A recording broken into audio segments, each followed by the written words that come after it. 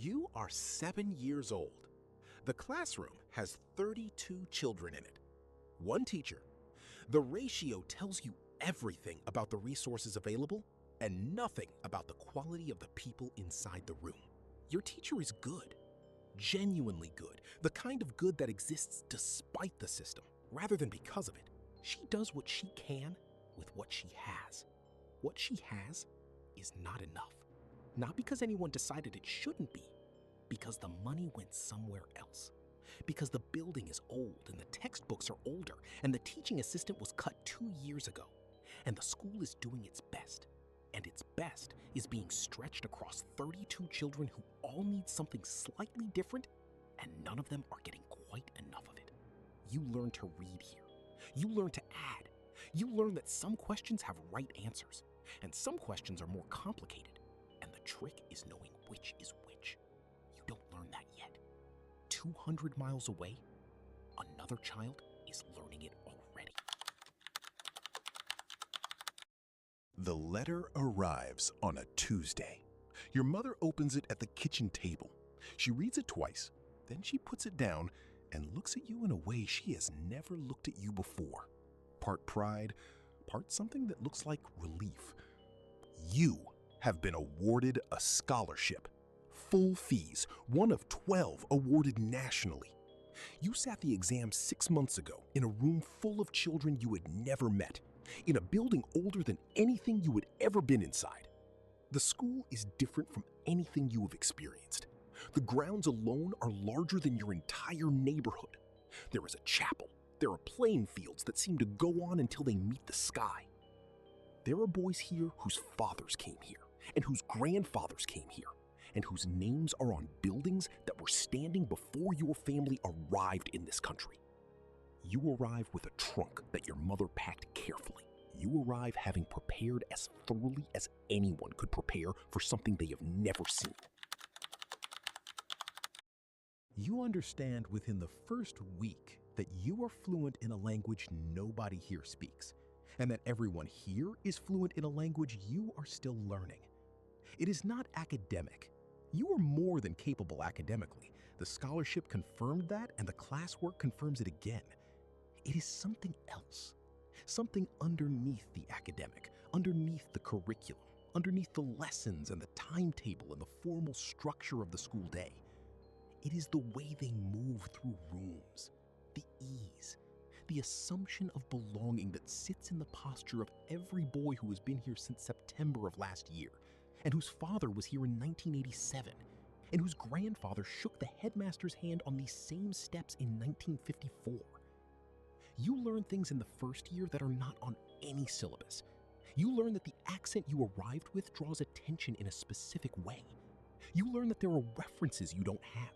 You are one of the most academically gifted people in this school. You have never felt more behind in your life. Your mother notices first. She notices it at Christmas, when you come home for the holidays.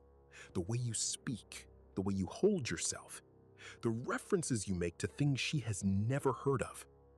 The friends you describe, the ones with the houses in the country, the ones who spent half-terms skiing, the ones whose casual plans for the summer contain more money than she earns in a year. She makes your favorite meal, and she watches you across the table, and she says very little. The school has done something to you. The intelligence, the hunger, the capability that earned the scholarship, and it has added something.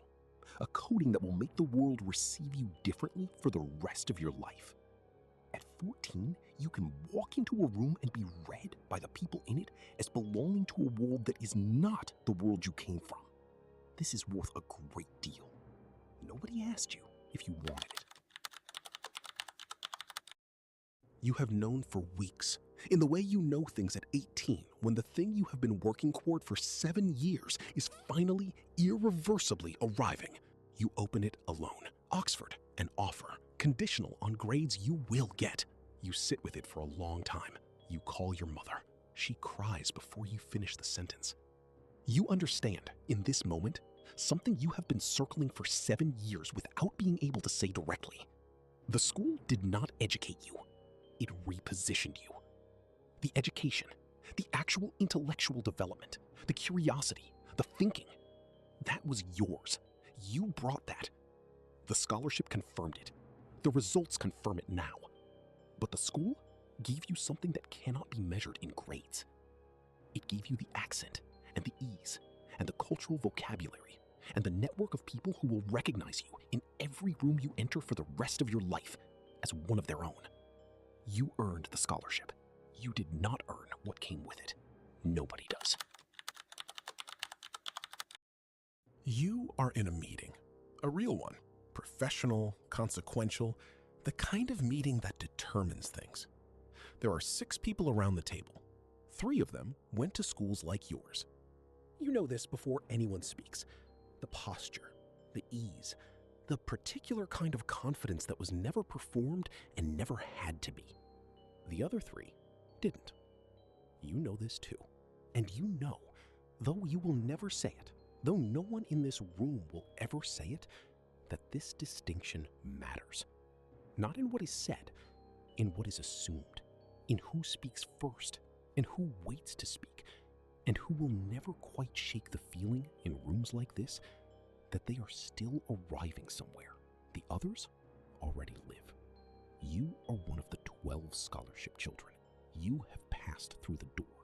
You are not sure on the harder days which side you ended up on. Private education does not guarantee success. It does something more specific than that. It guarantees recognition.